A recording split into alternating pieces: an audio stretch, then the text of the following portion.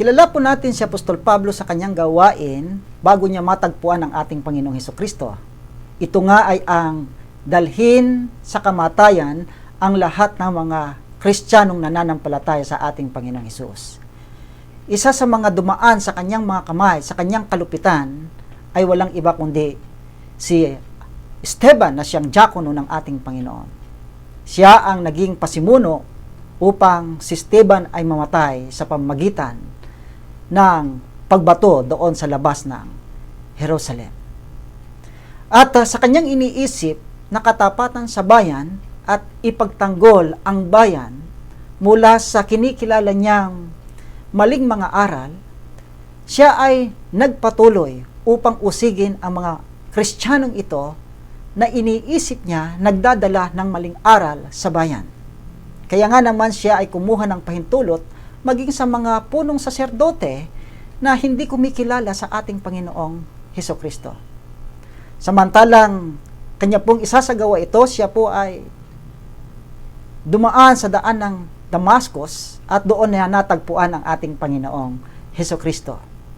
At ang Diyos nga ay nangusap sa kanya at ang sabi, Saulo, Saulo, bakit mo ako pinag-uusig? Ang tugon ni Pablo, sino ka baga, Panginoon? Akong si Jesus na iyong pinag-uusig, ang tugon ng ating Panginoong Hesus. Sa puntong yan ang pasimula ng pagbabago ng buhay ni Apostol Pablo. Nakilala niya samantalang siya nahaharap sa ating Panginoong Hesukristo, nakita niya ang kanyang sarili na siya ay mayroong limitasyon at walang kakayanan, walang kapangyarihan upang ipagpatuloy ang kanyang masamang gawaing na dalhin sa kamatayan ang mga nananampalataya sa harapan ng ating Panginoong Hesukristo. Comparing himself to the power ng ating Panginoong Hesukristo, siya po ay wala. Kaya nga po sa panahon na siya'y walang magawa, ay nagkaroon po siya ng self-realization. Natuto siyang manalangin sa ating Panginoong Diyos at yun ay nakita ng ating Panginoong Hesus. Na ang lalaking ito ay maaring mabago at gamitin sa isang pagsaksing nais dalhin ng ating Panginoon. Kaya nga naman ang pamagat ng ating pag-aaral ngayon ay Paul the Witness to All. Pagkatapos ng encountering ni Apostol Pablo sa ating Panginoong Hesukristo, siya ay naging saksi ng ating Panginoong Hesus, hindi lamang sa isang tao, sa isang lahi, kundi si Apostol Pablo ay naging saksi sa iba't ibang uri ng mga tao. At ating pong titingnan ang ilang mga katotohanan kung papaano si Apostol Pablo ay naging saksi sa lahat. Una, Paul would be a chosen witness. Bago po natin tingnan ang mga pamamaraan at pagkakataong siya'y sumaksi, makikita po natin na si Apostol Pablo ay piniling saksi ng ating pong Panginoon. Pansinin po natin ang sinasabi sa Gawa Kapitulo 9, talatang 15. Ganito ang sabi, datapwat sinabi sa kanya ng Panginoon, pumaroon ka, sapagkat siya'y sisidlang hirang sa akin upang dalhin ang aking pangalan sa harapan ng mga hintil at ng mga hari at ng mga anak ni Israel. Mapapansin po ninyo, dito sa Gawa Kapitulo 9, talatang 15, ang Diyos ay nangusap kay Ananias upang pahiran ang kanyang mga mata ni Apostol Pablo mula sa kanyang pagkabulag doon sa nakasisilaw na liwanag ng ating Panginoon. Subalit bantulot si Ananias na pumaroon kay Apostol Pablo sapagkat kilala niya kung gaano kabagsik ang lalaking ito. Subalit tumugon din naman ang ating Panginoong Hesukristo kay Ananias, pumunta ka sa lalaking ito sapagkat ang sabi ng Panginoon, sapagkat siya'y sisidlang hirang sa akin. So, makikita po natin ang ugat at dahilan kung bakit si Apostol Pablo ay isang saksi ng ating Panginoong Hesukristo ay walang iba kundi ang ating Panginoong Hesus mismo.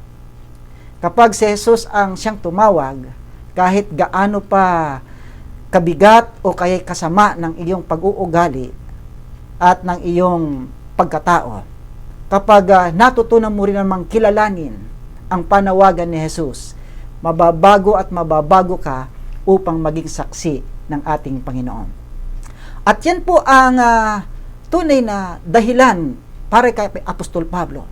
Una niyang na-encounter ang ating Panginoong Hesukristo, kung kaya't mula doon ay pinili siya ng ating Panginoong Hesukristo na maging sisidlanghira o kaya'y saksi para sa lahat ng mga tao. Ang unang aral pala, mga minamahal na mga kapatid, kung ninanais nating tayo ay maging mabuti at epektibong saksi ng ating Panginoong Hesukristo, ay marapat nating maranasan yung personal encounter sa ating Panginoong Hesus. That the only thing that we can be effective witnesses of Him. Gaya naman ni Apostol Pablo. He learned to bow down before God.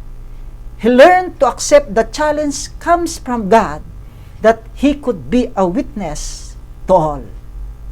Yun po yung unang dahilan kung bakit si Apostol Pablo ay naging saksi ng ating Panginoon. It is because the Lord Himself who had chosen him to be His witness.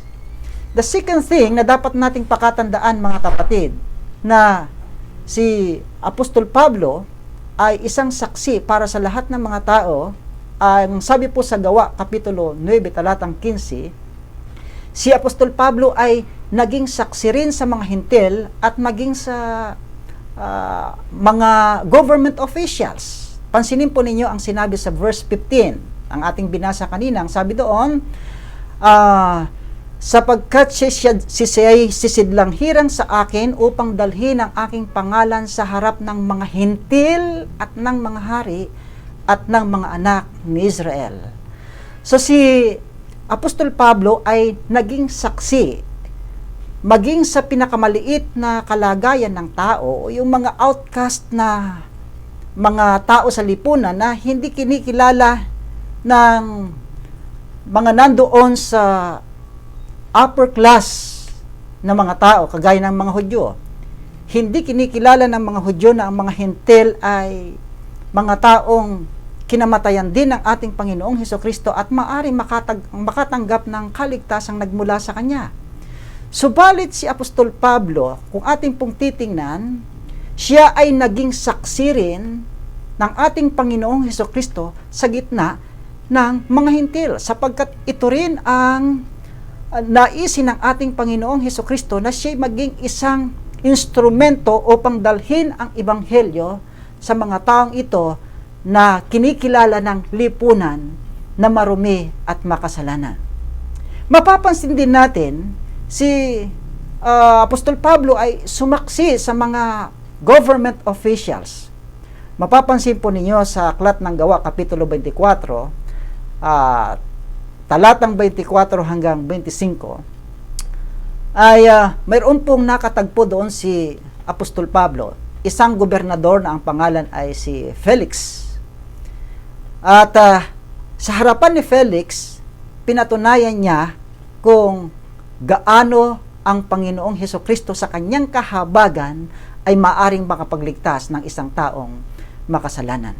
Samantalang si Apostol Pablo ay iniharap kay Felix upang isakdal at akusahan sa kanyang mga ginagawang mali sa pananaw ng mga taong nakapaligid sa kanya.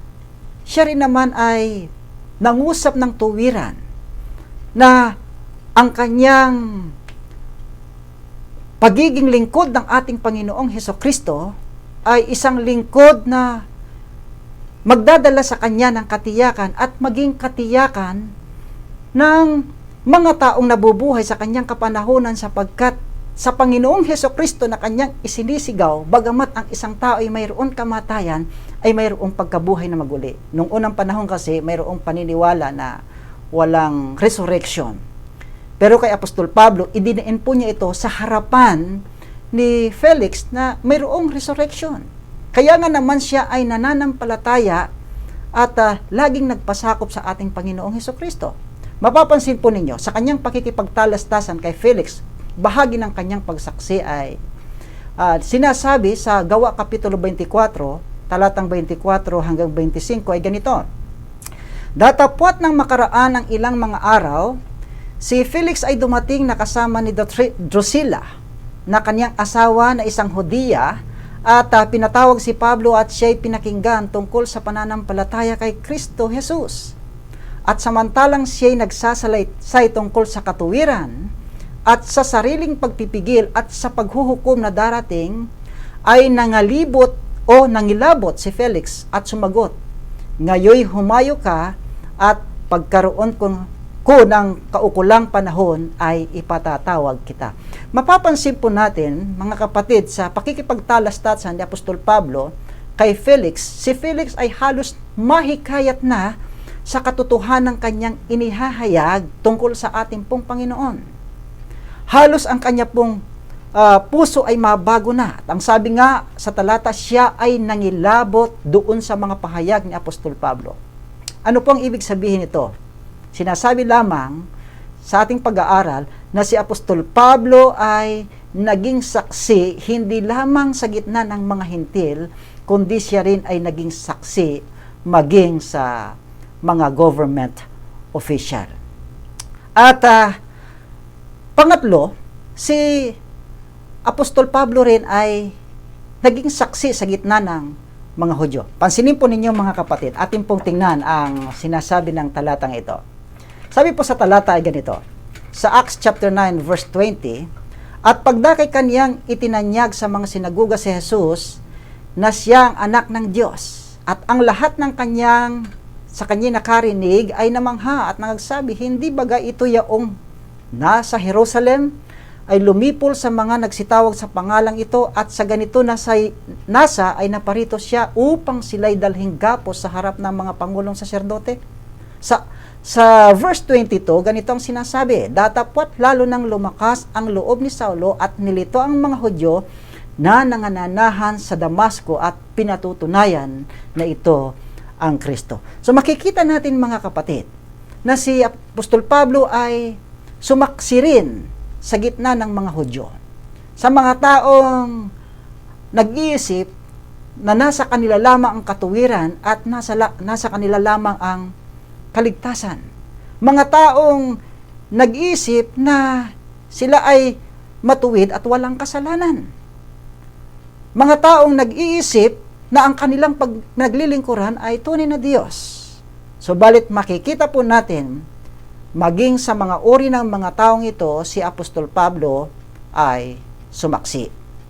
At pinatunayan niya ng ating Panginoong Hesukristo na Mesiyas at tagapagligtas na hindi kinikilala ng mga Hudyong ito, ay isinigaw niya ng higit na ang Kristong ito sa kanya'y mayroong pagkabuhay na maguli, na ang Kristong ito'y mayroong kaligtasan, na ang Kristong ito'y sa kanya'y mayroong pagkabago ng buhay at kapangyarihan upang magtamo ng buhay na wala hanggan. Mga kaibigan, ano ang challenge sa atin ngayon? Ang ibig sabihin ay tayong mga saksi ng ating Panginoon sa kasalukuyan ay maging saksi sa lahat ng panahon, sapagkat ang ating pong sinasaksihan ay taong naging marangal sa kanyang kapanahunan at Diyos na umakyat sa langit na nangakong babalik at magkakaloob ng buhay na walang hanggan at kaligtasan sa mga taong sa kanya'y sumasaksi. Maging saksi po tayo sa lahat ng mga uri ng mga tao. Walang pinipili, walang itinatangi, kundi ang lahat, mapamayaman, middle class, or upper class. Kung mayroon man tayong pagkakataong sumaksi, mga minamahal na mga kaibigan, samantalahin natin na tayo ay sumaksi sa ating Panginoong Hesukristo, gaya rin naman ni Apostol Pablo na tumayo at naging saksi sa lahat ng uri ng mga